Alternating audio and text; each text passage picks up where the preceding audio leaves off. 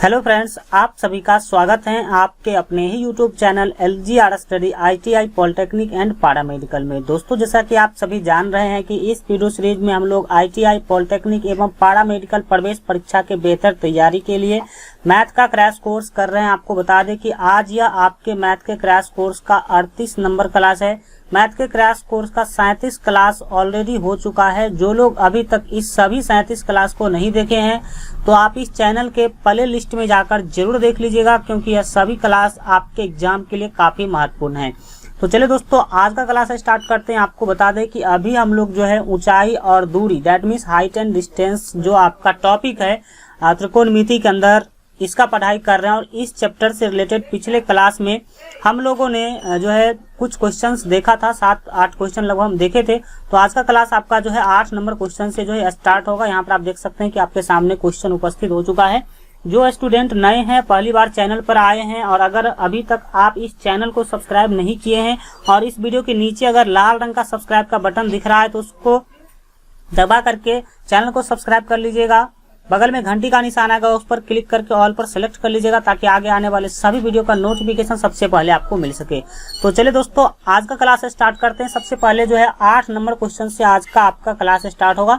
पहले क्वेश्चन को समझते हैं, फिर इसको देखेंगे कि आखिर इस टाइप के क्वेश्चन को आप कैसे सॉल्व करेंगे। यहाँ पर आप देख सकते हैं, बोला जा रहा है कि 87 मीटर ऊंची एक मीनार से नदी में स्थित नाव का अवनमन कोण 30 डिग्री है। आगे बोला जा रहा है कि यदि नाव मीनार की ओर 5.8 किलोमीटर प्रति घंटा की चाल से चल रही हो तो नाव को मीनार तक आने में कितना समय लगेगा। चलिए इस क्वेश्चन को फिगर के हेल्प से समझते हैं। यहाँ पर बोला गया कि 87 मीटर ऊंची एक मीनार है, तो मान लेते हैं कि यह एक क्या है, मीनार है। यहाँ पर इसको आप क्या मानेंगे, मीनार मानेंगे, ठीक है। हल्का आपको हम सीधा करके बना देते हैं। यह मान लीजिए कि आपका क्या है, मीनार है, ठीक है। हमने माना कि ये जो AB है, इसका नाम AB दे देते हैं। AB क्या है, यह एक मीनार है। मीनार को इंग्लिश में हम टावर बोलते हैं, ठीक है। मान लीजिए कि यह टावर है, तो इसका ऊंचाई दिया गया है क्वेश्चन के अंदर 87 मीटर। कितना दिया गया है, 87 मीटर दिया गया है। यहाँ पर आप देख सकते हैं कि 87 मीटर दिया गया है। आगे बोला जा रहा है कि मीनार से नदी में स्थित, मान लेते हैं कि यह नदी है, नीचे ही नदी होगी, जमीन पर ही क्या होगी, तो नदी है। मान लेते हैं यह नदी है। और आगे बोला जा रहा है कि नदी में स्थित नाव का अवनमन कोण 30 डिग्री है। मान लेते हैं कि यह C पॉइंट है और यहाँ पर कोई नाव है, ठीक है। और इस नाव का जो अवनमन कोण है, मतलब यहाँ से कोई व्यक्ति क्या करता है, मीनार के शिखर से नाव को अगर कोई व्यक्ति देखता है तो उसका जो अवनमन कोण बन रहा है, अवनमन कोण जो बन रहा है वो बन रहा है 30 डिग्री का। कितने डिग्री का, 30 डिग्री का अवनमन कोण बन रहा है। तो इस स्थिति में, और एक बात और आपको जो है यहाँ पर बताया जा रहा है कि नाव जो है वो क्या कर रही है। यहाँ पर आप देख सकते हैं, यदि नाव मीनार की ओर 5.8 किलोमीटर प्रति घंटा की चाल से चल रही है। यहाँ पर जो आपका नाव है, ये C बिंदु पर क्या है, कोई नाव है। यहाँ आप याद रखेंगे क्या है, यहाँ पे कोई नाव है, और यह नाव इधर की तरफ बढ़ रही है और उसका स्पीड क्या है, तो 5.8 किलोमीटर प्रति घंटा के स्पीड से नाव जो है मीनार के तरफ बढ़ रही है। तो इस स्थिति में आपको बताना है नाव को मीनार तक आने में कितना समय लगेगा। एक्चुअली आपको बताना क्या है, समय बताना कि कितना लगेगा। तो देखिए, सबसे पहले B से लेकर के C के बीच का दूरी क्या है, यह तो मुझे पता नहीं है। तो जब तक दूरी नहीं पता चलेगा, देखिए चाल दे दिया गया है, चाल 5.8 किलोमीटर प्रति घंटा दे दिया गया है, और निकालने के लिए बोला जा रहा है समय। तो चाल और समय, चाल दिया गया, समय निकालने के लिए बोला जा रहा है। तो सबसे पहले तो मुझे क्या होना चाहिए, मुझे सबसे पहले पता होना चाहिए दूरी। दूरी पता रहेगा तब हम समय निकाल पाएंगे। तो इसका मतलब है कि सबसे पहले हमें निकालना है समय, लेकिन समय निकालने से पहले हमें B और C के बीच का दूरी निकालना होगा, तब हम क्या कर पाएंगे, तो समय को निकाल पाएंगे। चलिए आखिर इस टाइप के को कैसे सॉल्व करेंगे। तो मान लेते हैं कि ये जो दूरी है वो x किलोमीटर है। कितना किलोमीटर, इसका दूरी किलोमीटर में नहीं लेंगे, मीटर में लेंगे। इसका दूरी हम मान लेते हैं कि x मीटर है। कितना मीटर है, x मीटर है। अब अब आप कैसे जो है इस दूरी को निकालेंगे, तो हम क्या करते हैं, देखिए ये अवनमन कोण है, अवनमन कोण 30 डिग्री है, इसीलिए उन्नयन कोण भी 30 डिग्री हो जाएगा। उन्नयन कोण भी कितना डिग्री हो जाएगा, 30 डिग्री उन्नयन कोण भी हो जाएगा। तब आप कैसे करेंगे, सो देखिए अब हम tan 30 डिग्री का प्रयोग करेंगे। क्या करेंगे, tan 30 डिग्री, tan 30 डिग्री का हम जब प्रयोग करेंगे तो क्या होगा, tan थीटा बराबर होता है P बट्टे B। तो P का वैल्यू यहाँ पर आप देख सकते हैं कि 87 है, तो 87 और बट्टे में B, तो B ये आधार होता है B, तो B आप देख सकते हैं कि क्या है, X है। B का मान कितना है, X है। अब आप इसे जब सॉल्व करेंगे तो क्या मिलेगा, tan 30 डिग्री का मान होता है 1/√3। क्या होता है, 1/√3 होता है। और जब आप इसे सॉल्व करते हैं तो देखिए 87/x है, तो इसको हम 87/x क्या करते हैं, लिख लेते हैं। क्या लिखेंगे, 87/x। तो यहाँ से आपको x क्या मिलेगा, तो यहाँ पर आप देख सकते हैं जैसे आपको क्रॉस मल्टीप्लिकेशन करेंगे, कोना कोनी गुना करेंगे, तो x को 1 से गुना करेंगे तो आपको x मिलेगा, और फिर √3 को 87 से गुना करेंगे तो आपको मिलेगा 87√3। कितना मिलेगा, 87√3 मिलेगा। अब 87√3 मीटर ये निकल गया आपका दूरी, क्योंकि x तो ही था दूरी, x यहाँ से b से लेकर के c क्या माने थे, हम x माने थे, और x आपको निकल गया, डेट मीन्स यह आपको दूरी जो है निकल गया। दूरी क्या हो गया, आपको निकल गया, और दूरी निकल गया। और यहाँ पर आप देख सकते हैं कि जो है चाल दिया गया है 5.8 किलोमीटर प्रति घंटा, किलोमीटर प्रति घंटा, लेकिन हमारे पास दूरी है मीटर में। तो इसी स्थिति को हम ध्यान में रखते हुए आगे क्या करेंगे, सॉल्व करेंगे। चलिए अब जो है हम आगे क्या करेंगे, सो अब ध्यान से जो है आप देखने की कोशिश करेंगे। यहाँ पर देखिए क्वेश्चन में 5.8 किलोमीटर प्रति घंटा जो है चाल दिया गया है, तो लिखेंगे चूंकि चाल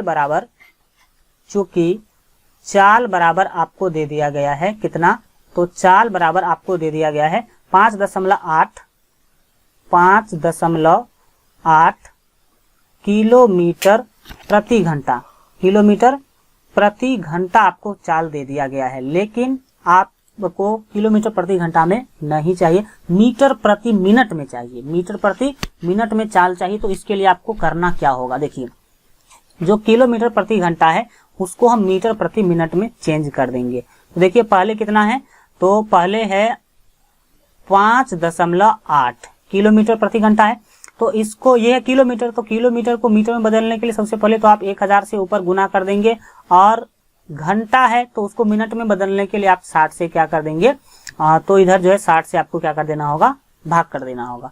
तो अब जो है यह बदल गया किसमें, मीटर प्रति मिनट में, मीटर प्रति मिनट में यह क्या हो गया, चेंज हो गया। इसी को आप अगर सॉल्व करके लिखना चाहे तो देखिए 5.8 को आप जब 1000 से गुना करेंगे तो ये हो जाएगा 5800। क्या होगा, 5800 हो जाएगा, और बट्टे में क्या होगा, तो 60 होगा, बट्टे में 60 होगा। अभी इतना ही इसको रहने दीजिए, इतना मीटर प्रति मिनट। अब क्या होगा, सो आप ध्यान से जो है देखेंगे, यहाँ पर आपको जो है मिल गया, चाल मिल गया। अब आपको डायरेक्ट क्या निकालना है, समय निकालना है। चाल आप जो है देखिए, दूरी आप देख सकते हैं कि 87.3 यूज करेंगे, और चाल यूज करेंगे 5800/60 मीटर प्रति मिनट। तो इसीलिए आपको निकालना था क्या था, क्वेश्चन में निकालना था समय। तो लिखेंगे इसीलिए समय बराबर आप सभी समझते हैं कि क्या होता है, दूरी भागा चाल होता है, यानी कि दूरी बट्टा चाल होता है। तो दूरी बट्टा चाल कहने का मतलब है दूरी भागा चाल। तो दूरी कितना है, आप देख सकते हैं कि 87√3 है, 87√3, और इसको आपको क्या करना होगा, तो भाग करना होगा। दूरी बट्टा चाल होता है, लेकिन हम बट्टा को क्या करते हैं, भाग मानते हैं, तो दूरी भागा चाल हो जाएगा। और चाल कितना है, तो आप देख सकते हैं कि 5800 और बट्टे में क्या होगा, तो 60 होगा, 5800/60। अब इसको आप सॉल्व कर लीजिए तो समय आपको क्या होगा, मिल जाएगा। चलिए अगले स्टेप में इसको हम क्या करते हैं, इसे आप ध्यान से जो है देखेंगे। देखिए ये जो 87 है, 87√3, इसको सेम टू सेम हम लिख देते हैं 87√3, और इसके बट्टा में 1 कर दीजिएगा तो कर दीजिए, ठीक है। और ये भाग जो है ये गुना में बदल जाएगा, और जैसे गुना में बदलेगा तो 60 चला जाएगा ऊपर, तो 60 को हम लिख लेंगे ऊपर, और नीचे क्या बचेगा, तो 5800 बचेगा, ठीक है, 5800। अब आप इसको कैंसिल कर लीजिए। कैंसिल करने के बाद आपको जो मिलेगा वही आपका क्या होगा, फाइनल आंसर होगा। तो चलिए जो है हम इसको क्या करते हैं, सॉल्व कर लेते हैं। यहाँ देखिए, आप जब इसको ध्यान से देखेंगे तो आपको सारा जानकारी मिल जाएगा कि आखिर किस तरह से आप इसे सॉल्व करेंगे, हल करेंगे। देखिए यहाँ पर सबसे पहली बात तो यह है कि देखिए 1 0 से 1 0 यहाँ पर क्या होगा, कैंसिल हो जाएगा, इसमें कोई प्रॉब्लम नहीं है। फिर 3 दूना क्या होता है, 6 होता है। और जब आप 58 का जो है क्या करेंगे, 58 580 का जब आधा करेंगे तो आपको मिलेगा, इसको जब देखिए 6 का आधा हो गया यहाँ पर आपका 3, और 580 का जो आधा करेंगे तो ये होगा 290। कितना होगा, 290 होगा। फिर आप 290 से 87 को क्या करेंगे, ये जो 87 है इसको कैंसिल करेंगे। तो देखिए यहाँ पर आपको समझना होगा कि ये जो 29 है, 29 तिया 87 होता है। 29 तिया क्या होता है, 87। तो यहाँ पर 29 कटा, लेकिन 0 तो बचा हुआ है, इसका मतलब 10 बचा हुआ है। ठीक है, तो 10 बचा हुआ है। अब आप फाइनल जो है अपने आंसर तक पहुंच गए हैं। देखिए यहाँ पर ये 3 और ये 3 को 3 से गुना कर लेंगे तो क्या होगा, 9 होगा। और ऊपर देख सकते हैं कि √3 बचा हुआ है, तो ये √3 हो जाएगा। और बट्टे में क्या हो गया, तो बट्टे में आपका 10 आ गया। इतना मिनट जो है आपका फाइनल क्या हो जाएगा, आंसर हो जाएगा। यानी कि 9√3/10 मिनट फाइनल आपका क्या होगा, आंसर होगा। चलिए देख लेते हैं कि कौन सा आपका आंसर यहाँ पर जो है ऑप्शन सही है। तो यहाँ पर आप देख सकते हैं कि 9√3/10 मिनट, यहाँ पर ये बी ऑप्शन आपका बिल्कुल क्या हो जाएगा, सही हो जाएगा। इस तरह से आप लोग भी क्या कर सकते हैं, तो इस टाइप के क्वेश्चन को सॉल्व कर सकते हैं। चलिए अब हम बढ़ते हैं आगे। जो आपका 9 नंबर क्वेश्चन है, इसको ध्यान से आप लोग देखिए और समझने की कोशिश कीजिए। हम बढ़ते हैं आगे। 9 नंबर क्वेश्चन को हम लेते हैं ऊपर। यहाँ आप देख सकते हैं कि 9 नंबर क्वेश्चन आपके सामने है, और इस टाइप का क्वेश्चन आप लोग जो है पहले भी किए हैं, बट हल्का इसमें डिफरेंस कर दिया गया है। तो इसी चीजों को समझेंगे कि आखिर क्या जो है यहाँ पर अंतर किया गया है। चलिए, तो 9 नंबर क्वेश्चन को आप लोग ध्यान से पढ़िए। 1 मिनट, तब तक हम इसको इरेज कर लेते हैं।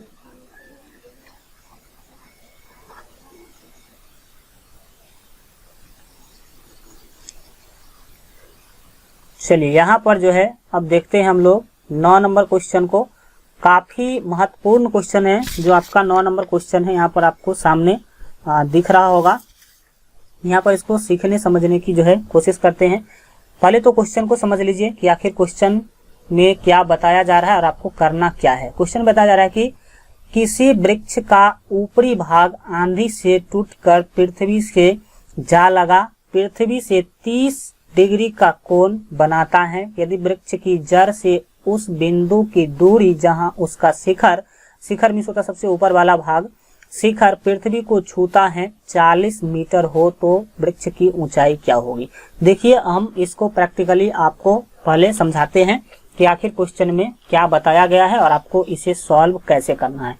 यहाँ पर एक वृक्ष था, मान लेते हैं कि यह कोई क्या था, वृक्ष था। ठीक है, यह कोई वृक्ष था AB, मान लेते हैं AB यह कोई क्या था, वृक्ष था। या फिर हाँ इस तरह से लीजिए, नीचे से ऊपर कहीं भी ले सकते हैं। AB मानते हैं कि आपका कोई क्या था, वृक्ष था। और ये क्या है, आपका जमीन है। जमीन पे ही वृक्ष होगी, आप सभी को पता होगा, ये जमीन है। A से लेके D मानते हैं ये क्या है, जमीन है। और आपको यहाँ पर बताया जा रहा है कि ये वृक्ष क्या हो जाती है, आंधी आने के कारण टूट जाती है। तो मान लेते हैं कि ये बिंदु है C, और इस C बिंदु से वृक्ष क्या हो गई, ये टूट गई। टूटेगी तो ये जो भाग है B से लेकर के C, तो ये तो क्या होगी, गिरेगी जमीन पे। यहाँ से जैसे टूटेगी तो B से C का जो भाग है वो जमीन पे क्या हो जाएगी, B से लेकर के C का जो ये जो पार्ट है वो जमीन पे गिरेगी। तो जमीन पर जो गिरती है तो वो इस तरह से गिरती है। यहाँ पर आप जो है ध्यान से देखेंगे, इस तरह से गिर जाती है। ठीक है, इस तरह से गिरती है और D पॉइंट पर आ जाती है। कहाँ पर, D पॉइंट पर आ जाती है। और D पॉइंट पर जमीन के साथ जो है यह 30 डिग्री का कोण बना लेती है। कितने डिग्री का, 30 डिग्री का कोण बना लेती है। और अपने जड़ से 40 मीटर दूर जाकर के वो गिरी है। कितना मीटर दूर, 40 मीटर दूर। तो देखिए यह जो है ये है, ये आपका जड़ है पेड़ का, और इसका जो शिखर है, देख सकते हैं कि शिखर पृथ्वी को छूता है 40 मीटर है। जहां पर शिखर छू रहा है जड़ से लेकर के वो कितना मीटर की दूरी पर है, तो 40 मीटर। तो ये आपका मान लेते हैं कितना है, 40 मीटर है। इस स्थिति में आपको क्या करना है, वृक्ष की ऊंचाई ज्ञात करना है। किसका ऊंचाई, वृक्ष का ऊंचाई ज्ञात करना है। तो चलिए इससे हम कैसे ज्ञात करेंगे। सबसे पहले तो देखिए ये दो जो आप देख रहे हैं, ए से लेकर के सी, ये वाला पार्ट ये भी वृक्ष ही है, और ये जो सी से डी जो क्या है, झुक के गिर गया है, यह भी वृक्ष का ही पार्ट है। मतलब सी से डी को और सी से एक दोनों को निकाल करके, दोनों का दूरी निकाल करके आपको जोड़ना होगा, तो वही क्या होगा, वृक्ष का जो है ऊंचाई होगा। तो चलिए इसको हम कैसे जो है सॉल्व करेंगे, इस बातों को जो है देखते हैं। सबसे पहले आपको क्या कर लेना है, तो tan 30 डिग्री का प्रयोग करना है। किसका प्रयोग करना है, tan 30 डिग्री का। तो हम यहाँ पर जो है ले लेते हैं tan 30 डिग्री लेंगे। क्या लेंगे, लिखेंगे tan 30 डिग्री। तो tan थीटा बराबर क्या होता है, p बट्टा b होता है। तो p जो है आप देख सकते हैं, देखिए अगर 30 डिग्री लेते हैं तो थीटा के सामने p होगा, तो देखिए AC हो जाएगा, क्या होगा AC, p बट्टा b। तो p क्या है, AC है, तो AC बट्टा b, p बट्टा b होता है। b जो है यहाँ पर AD है, AD क्या है, b है, और AD का लंबाई 40 दिया हुआ है, तो यहाँ पर हम क्या ले लेते हैं, 40 ले लेते हैं। अब आप इसे सॉल्व करेंगे तो क्या मिलेगा, tan 30 डिग्री जो होता है 1/√3 होता है। तो 1/√3 यहाँ पर हम ले लेंगे। फिर AC बट्टा 40, तो ऐसे ही अभी रहने दीजिए, AC बट्टा क्या रहने दीजिए, 40 रहने दीजिए। अब आप क्या करेंगे, अगर आप AC का वैल्यू यहाँ पर आप निकालेंगे तो कोना कोनी गुना करेंगे, देखिए AC √3 हो जाएगा, AC √3 और बराबर में 40 होगा। तो इस तरह से आपको AC बराबर क्या मिलेगा, दाहिने साइड पहले से क्या रहेगा, 40, दाहिने साइड पहले से 40 रहेगा, और ये जो √3 है AC के साथ गुना के रूप में रहेगा, और दाहिने आप भेजेंगे तो बट्टे के रूप में चला जाएगा, यानी कि √3 आ जाएगा। इतना मीटर, ठीक है, ये इतना मीटर आ गया। कौन चीज, AC निकल गया, मतलब एक पार्ट, वृक्ष का एक पार्ट आपने निकाल लिया। अब दूसरा पार्ट निकालेंगे। दूसरा पार्ट निकालने के लिए आपको क्या करना है, लिखना पुनः। अब पुनः हम क्या करते हैं, cos 30 डिग्री का प्रयोग कर लेते हैं। cos 30 डिग्री का प्रयोग करेंगे तो क्या होगा, लिखेंगे पुनः cos 30 डिग्री। क्या लिखेंगे, पुनः cos 30 डिग्री। cos 30 डिग्री का आपको क्या करना है, प्रयोग करना है। तो cos थीटा बराबर क्या होता है, तो cos थीटा बराबर होता है आपका b/h होता है। तो b देख सकते हैं कि आपका कितना है, 40 है। b कितना है, 40 है, तो 40 हो जाएगा, और बट्टे होता है h मीन्स कर्ण होता है, और कर्ण क्या है, CD है। C से लेकर के D, C से लेकर के जो D है यही क्या है, कर्ण है। तो यहाँ पर कर्ण के जगह पे क्या लिखेंगे, CD लिखेंगे। क्या लिखेंगे, CD लिखेंगे। CD लिखने के बाद अब आप इसे क्या कर लेंगे, सॉल्व कर लेंगे। तो चलिए 2 स्टेप में इसे आप सॉल्व कर सकते हैं। यहाँ पर आप देख सकते हैं cos 30 का वैल्यू आप सभी को पता होना चाहिए, √3/2 होता है, √3/2 होता है। और जब आप इसे सॉल्व करेंगे तो देखिए यहाँ पर 40 है, तो ऊपर में आपका 40 ही रहेगा, और नीचे में CD है, ठीक है। तो CD है तो क्या होगा, CD है तो क्या होगा, अब आप यहाँ पर CD का वैल्यू निकाल सकते हैं। किसका वैल्यू निकाल सकते हैं, CD का, ठीक है। तो CD का वैल्यू जब आप निकालने के लिए जाएंगे तो क्या होगा, देखिए CD बराबर क्या होगा, CD बराबर देखिए 40 दुना कोना कोनी गुना करेंगे तो 40 दुना ये क्या हो जाएगा, 80 हो जाएगा। ये क्या होगा, 80 होगा, और CD को करेंगे √3 से गुना, तो √3 CD के गुना के रूप में है, इस साइड भेजेंगे तो बट्टा के रूप में चल जाएगा। तो ये बट्टा √3 मीटर, ठीक है, इतना मीटर आपका क्या होगा, ये CD हो गया। अब आपको क्या करना है, दोनों को जोड़ लेना है। जोड़ना मतलब देखिए, पहले तो आपने क्या निकाला, AC निकाला, AC मतलब ये वाला पार्ट निकाल लिया आप। फिर आपने क्या निकाला, CD निकाला। CD निकालने, ये CD क्या है, ये है, C से लेकर के D ये है, और ये दोनों को जोड़ दीजिएगा तो वृक्ष का पूरा भाग आपको मिल जाएगा। तो चलिए अब हम इस दोनों को क्या करते हैं, जोड़ देते हैं। जिसको इसका स्क्रीनशॉट लेना वो ले लीजिए। अब हम बढ़ते हैं आगे, और CD को क्या करेंगे, जोड़ेंगे, ठीक है। तो आगे हम बढ़ेंगे और इसको सॉल्व करने का कोशिश करेंगे। चलिए लिखेंगे, इसीलिए वृक्ष की ऊंचाई बराबर, क्योंकि वृक्ष का ऊंचाई ही आपको क्या करना था, निकालना था, इसीलिए वृक्ष की ऊंचाई बराबर, वृक्ष की ऊंचाई निकालना था आपको। क्या निकालना था, ऊंचाई निकालना था, ठीक है। तो वृक्ष की ऊंचाई बराबर क्या होगा, दोनों को जोड़ना होगा, यानी कि AC प्लस CD करना होगा। तो AC प्लस CD करेंगे। देखिए AC का वैल्यू आप ऊपर देख सकते हैं कि आपने कितना निकाला AC का वैल्यू। तो यहाँ पर ऐसे ही देख सकते हैं कि 40/√3 है। कितना है? 40/√3 है। तो यहाँ पर हम ले लेंगे 40/√3 और प्लस लेंगे CD। CD क्या है? 80/√3 है। 80/√3 है। अब इस दोनों को आप क्या करेंगे? जोड़ेंगे। तो जोड़ने के बाद आपको क्या मिलेगा? ध्यान से आप जो है इसको समझिए। जैसे आप इसे क्या करेंगे? जोड़ेंगे तो यहाँ आप जो है देख सकते हैं कि √3 और √3, तो √3 क्या हो जाएगा? एलसीएम हो जाएगा। √3 को देंगे भाग √3 से तो 1 होगा, तो ये हो जाएगा, सिंपली समझिए 40 + 80। 40 + 80 होगा। और 40 + 80 जब आप करते हैं तो आपको क्या मिलेगा? 4 8 4 12 120 होगा। 120/√3, 120/√3। और √3 नीचे में रहना अच्छी बातें नहीं है, इसीलिए हम √3 से हर परिमेयकरण कर देंगे। तो √3 से ऊपर भी गुना करेंगे और √3 से नीचे भी गुना करेंगे, तो आपको मिलेगा क्या? ऊपर मिलेगा 120/√3 और नीचे में आपको मिलेगा √3 को जब आप √3 से गुना करेंगे तो मिलेगा आपको 3। और 3 से आप 120 को काटेंगे तो 40 या 120 होता है। दैट मीन्स यहाँ पर आपको 40√3 कितना? तो 40√3 जो है इतना मीटर, 40√3 मीटर आपका फाइनल क्या हो जाएगा? आंसर हो जाएगा। ठीक है, तो 40√3 मीटर देख लीजिए कौन सा आपका सही आंसर हो जाएगा। तो 40√3 मीटर, डेट मीन्स यहाँ पर आपका जो ए ऑप्शन है 40√3 मीटर बिल्कुल ही क्या हो जाएगा? सही हो जाएगा। चलिए अब जो है हम लोग देखते हैं अगले क्वेश्चन को, जो आपका 10 नंबर क्वेश्चन है। काफी अच्छा सा क्वेश्चन है, इसको जो है ध्यान से समझने की आप लोग कोशिश करेंगे। चलिए बढ़ते हैं, अगले क्वेश्चन की तरफ बढ़ते हैं।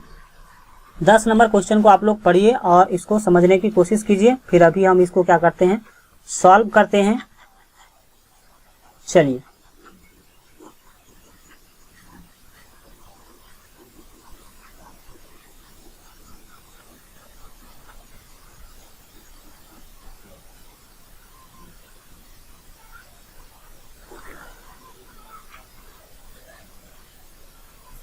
चलिए 10 नंबर क्वेश्चन को जो है यहाँ पर देखते हैं और इसको समझने की कोशिश करते हैं कि आखिर क्वेश्चन में क्या बोला जा रहा है। तो यहाँ पर फिर एक अलग टाइप का क्वेश्चन आपके सामने उपस्थित हुआ है और इसको आपको समझना है और इसे बनाना है। तो हल्का चलिए अब क्वेश्चन को समझेंगे। क्वेश्चन में दिया गया कि एक समतल मैदान में स्थित एक मीनार, मीनार मीन्स होता है टावर या फिर हाँ टावर समझिए, ठीक है। मीनार के शीर्ष का उन्नयन कोण उसी समतल के एक स्थान पर 45 डिग्री है तथा उस स्थान से मीनार की ओर 25 मीटर बढ़ने पर जो कोण है वो 60 डिग्री हो जाता है। तो मीनार की ऊंचाई कितनी होगी यह आपको क्या करना है? बताना है। चलिए इसको फिगर के मदद से पहले क्वेश्चन को समझते हैं। सिंपली यह समझिए कि क्वेश्चन में एक मीनार दिया गया है, यह मान लेते हैं कि आपका क्या था? तो मीनार था, ठीक है।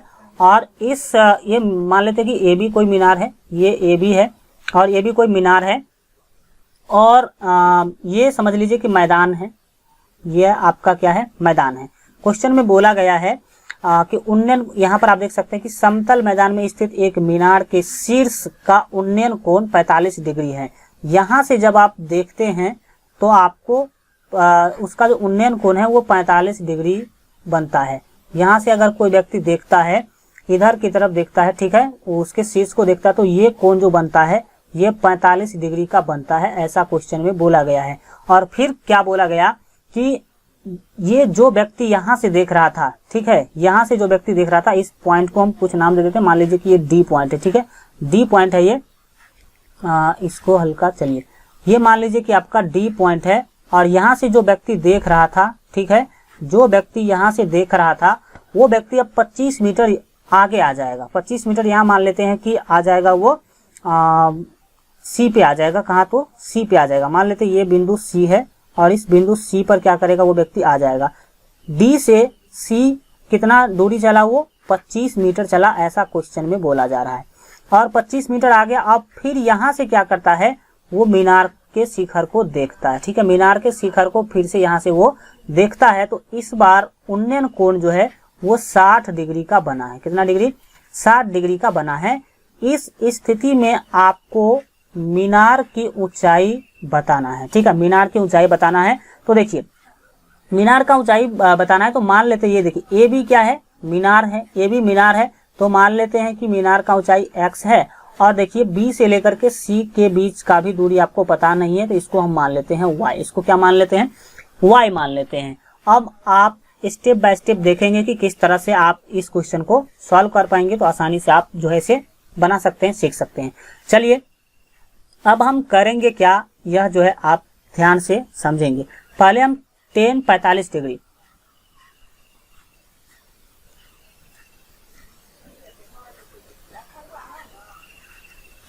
सबसे पहले हम क्या करेंगे, tan 45 डिग्री का हम क्या करेंगे, प्रयोग करेंगे। तो देखिए 45 डिग्री हम प्रयोग कर रहे हैं, इसका मतलब जो है ये जो आपका त्रिभुज बन रहा है, त्रिभुज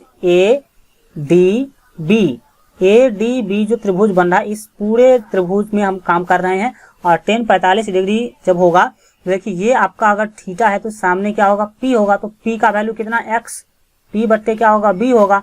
और B का देख सकते हैं कि B क्या है, B से लेकर के D तक का दूरी क्या है, पूरा B है। और यहाँ आप देख सकते हैं यहाँ से यहाँ y है और यहाँ से यहाँ 25 है, यानी कि इसको y प्लस 25 या नहीं तो 25 प्लस y आप क्या कर सकते हैं, इसे लिख सकते हैं। B क्या है तो y प्लस 25 है, ये इसमें कोई बड़ी सी बातें नहीं, आप समझ गए होंगे। चलिए अब देखिए इस बातों को कि यहाँ क्या करना, tan 45 1/1 होता है और दाहिने साइड आप x लेंगे और 25 प्लस y, ये क्या है 25 प्लस y आप कीजिए और इसको सॉल्व करेंगे तो आपको क्या मिलेगा, देखिए x को जब आप 1 से गुना करेंगे तो आपको मिलेगा x, और फिर दाहिने में देख सकते हैं कि 25 प्लस y को 1 से गुना करेंगे तो आपको मिलेगा 25 प्लस y, क्या मिलेगा 25 प्लस y मिलेगा। फिर हम हल्का इधर आपको सॉल्व कर देते हैं इस बातों को, तो यहाँ पर आप जो है ध्यान से समझ सकते हैं कि जो आपको मिला है x बराबर 25 प्लस y, इसको आप जो है इस तरह से भी लिख सकते हैं। कैसे लिखेंगे, तो y को आप जो है बाएं रखिए, y को आप बाएं रख सकते हैं, y बराबर 25 माइनस, या फिर समझिए इस बातों को 1 मिनट, ठीक है। देखिए ये जो 25 प्लस y है, इसको हम पूरा का पूरा बाएं ले आएंगे और x को अगर दाहिने भेज देते हैं, इस तरह से देख लीजिए 25 प्लस y बराबर x कर देते हैं, तो आप बातों को अच्छा से समझ पाएंगे। तो देखिए होगा क्या, आप y को बाएं रखना चाहते हैं, बाएं रखेंगे, x पहले से दाहिने में है और जब 25 को दाहिने भेजेंगे तो ये हो जाएगा -25, क्या हो जाएगा -25 हो जाएगा। तो y बराबर x -25, यह आप याद रखेंगे, या फिर इसको याद रखने के लिए हम समीकरण 1 इसका नाम दे देते हैं। तो जब आपने tan 45 का यूज करा तो y बराबर जो आपको x -25 मिला। अब अगले स्टेप में हम क्या करेंगे वो यहाँ पर आप देखेंगे। अब फिर से हम जो है लिखेंगे पुनः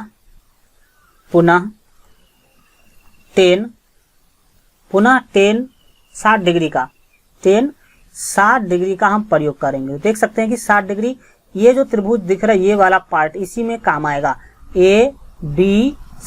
ABC में tan 60 डिग्री का आप प्रयोग करेंगे। देखिए तो tan 60 डिग्री, तो tan 60 डिग्री ये होगा P और ये होगा B, तो tan 60 डिग्री P बट्टा B, तो P का वैल्यू x और B का वैल्यू y, तो x बट्टे आपको क्या मिलेगा, y मिलेगा, x बट्टे y मिलेगा। अब आप क्या करेंगे, तो देखिए tan 60 का वैल्यू होता है, आपको पता होना चाहिए √3, कितना √3 होता है, √3 बट्टे आप 1 कर सकते हैं, √3 बट्टे 1 कर सकते हैं। अब दाहिने आप देखेंगे कि आखिर आपको क्या करना है।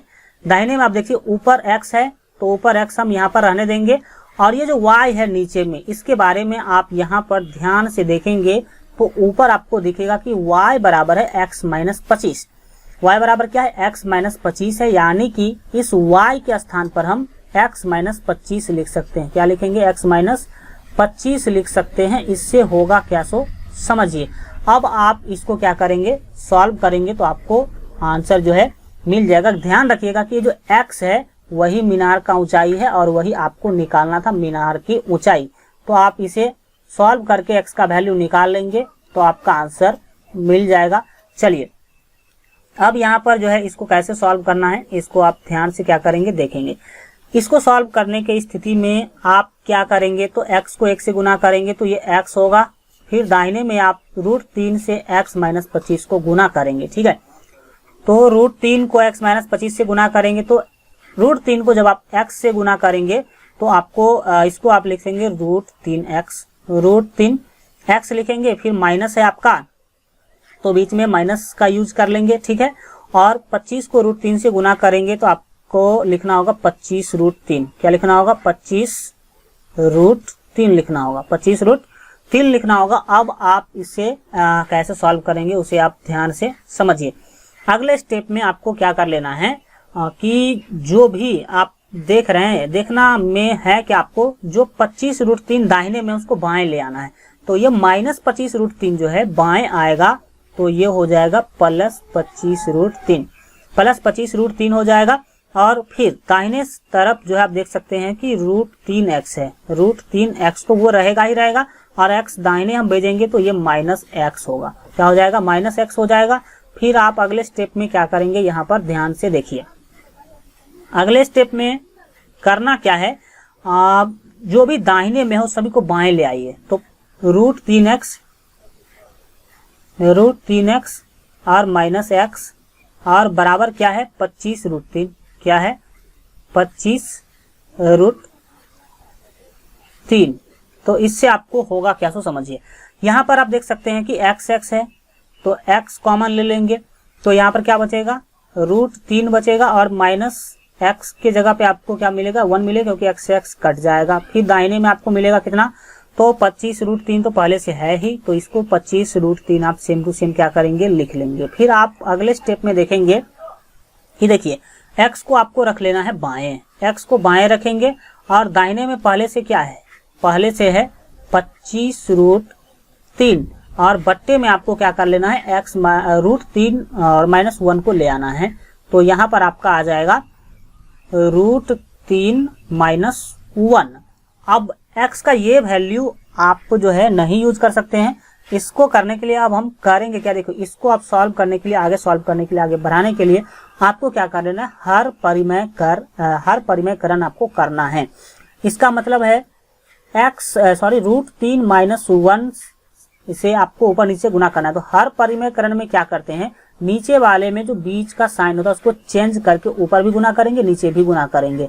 तो √3 -1 है तो √3 +1, और बट्टे में √3 +1 इससे गुना कर देंगे। अब इससे गुना करने से आपको फायदा क्या होगा, अगले स्टेप में आप क्लियरली देख सकते हैं। देखिए इसको आपको गुना करना होगा 25√3 को इस √3 से और 1 से।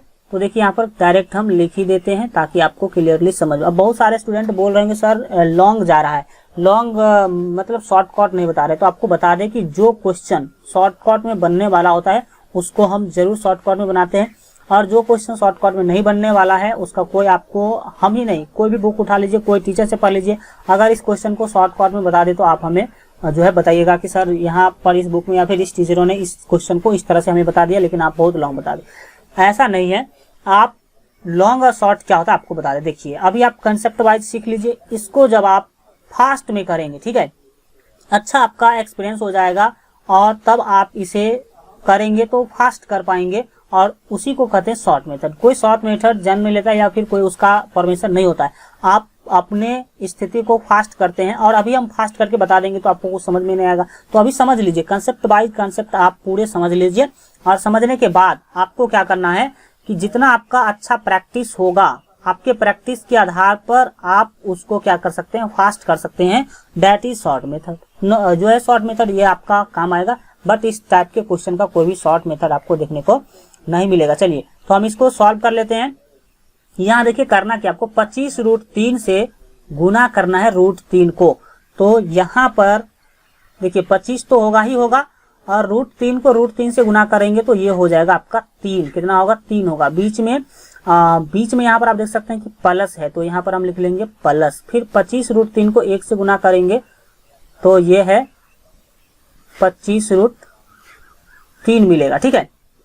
और नीचे में देख सकते हैं कि √3 -1 इंटू √3 +1, यानी कि a + b into a - b, तो a² - b²। तो √3 का स्क्वायर होगा √3, और ये -1 का स्क्वायर होगा 1। इस तरह से जब आप इसको सॉल्व करेंगे तो x बराबर आपको क्या मिलेगा, ध्यान से आप बातों को समझिए। यहाँ देख सकते हैं 25 इधर भी है, 25 इधर भी है, तो 25 आप क्या कर सकते हैं, कॉमन ले सकते हैं, और फिर यहाँ पर क्या बचेगा, तो 3 बचेगा, और 3 बचने के बाद दाहिने में बचेगा √3। दाहिने में आप देख सकते हैं कि यहाँ पर, यहाँ जो है, यहाँ √3 बच जाएगा। क्या बचेगा, √3। तो हम प्लस √3 यहाँ पर क्या करेंगे, लिख देंगे प्लस √3, प्लस √3 लिखेंगे। और बट्टे में क्या है, तो 3 में से 1 घटाएंगे तो आपको मिलेगा 2, 3 में से 1 घटाएंगे तो 2 मिलेगा। इस तरह से आपको x बराबर क्या मिला, 25/2, 25 बट्टे यहाँ पर लिख लेंगे कितना, 2, और 3 प्लस √3, 3 प्लस √3, इतना मीटर जो है ये आपका फाइनल क्या होगा, आंसर होगा। अब आप इसे जितना प्रैक्टिस करेंगे उतना फास्ट आप क्या कर पाएंगे, इसे बना पाएंगे। बट हम फास्ट यहाँ पर करके बता देंगे 2 मिनट में, आपको कुछ समझ में नहीं आएगा तो कोई फायदा नहीं है सीखने का और समझने का। तो यहाँ पर आप समझिए, देख लीजिए आपका आंसर, देखिए x ही क्या था, मीनार का ऊंचाई था, और यही आपको निकालना था 25/2 इंटू 3 प्लस √3। देख लीजिए कि कौन सा ऑप्शन जो है आपका सही हो जाएगा। तो यहाँ पर जब आप देखेंगे तो 10 नंबर क्वेश्चन का जो है आपका 25/2 और 3 प्लस √3, यहाँ पर आपका सी ऑप्शन लगभग जो है आपका सही आंसर हो जाएगा। क्योंकि हम एक बार और देख लेते हैं, कन्फर्म हो जाते हैं। ठीक है, यहाँ पर आप देख लीजिए कि आपने आंसर क्या निकाला है, 25/2 इंटू 3 प्लस √3। इसके अकॉर्डिंग ऑप्शन अगर देखा जाए तो हाँ, आपका सी ऑप्शन ही क्या होगा, बेस्ट होगा। सी ऑप्शन ही क्या होगा, अच्छा होगा। सी ऑप्शन ही आपका सही होगा। ठीक है, चलिए आज के लिए इतना ही रखते हैं, और भी बहुत सारे महत्वपूर्ण क्वेश्चन हम अगले क्लास में इससे रिलेटेड करेंगे। आज के लिए इतना ही रखते हैं। आज का क्लास कैसा लगा कमेंट के माध्यम से जरूर बताइए, और अगर अभी तक आप इस वीडियो को लाइक नहीं किए तो लाइक कर दीजिए, अपने दोस्तों में शेयर कर दीजिए। और अगर अभी तक आप इस चैनल को सब्सक्राइब नहीं किए हैं और सब्सक्राइब का लाल रंग का बटन अगर दिख रहा है तो उस पर क्लिक करके ऑल पर सिलेक्ट कर लीजिएगा। और बेहतर तैयारी के लिए जो लोग अभी तक जो है हमारे मोबाइल ऐप को डाउनलोड नहीं किए हैं तो इस वीडियो के डिस्क्रिप्शन बॉक्स में आपको हमारे मोबाइल ऐप का लिंक मिल जाएगा, तो वहां से जरूर जो है मोबाइल ऐप डाउनलोड कर लीजिएगा। चलिए मिलते हैं अगले क्लास में, तब तक अपना ख्याल रखिए और LGR स्टडी देखते रहिए।